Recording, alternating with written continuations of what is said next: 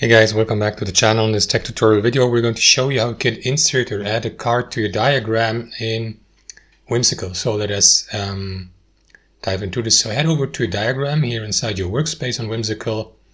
And the first thing you will need to do, guys, is switch from the diagram mode in the top left to the card mode.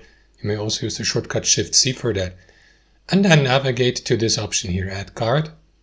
Position it on your diagram. Let me just zoom in. Right, so now you can fill the card with text, add a title. You can resize the card also. You can use these handles to increase the width. Then click into this bell icon to get a better overview of that card and add a title description here. You may assign someone to the card. Customize it and so on and so forth. And that's basically it, guys. Let me just delete it. That's how you add cards to your Whimsical diagrams. Thanks for watching. Hope you enjoyed it. Got some value from it, and we'll catch you later.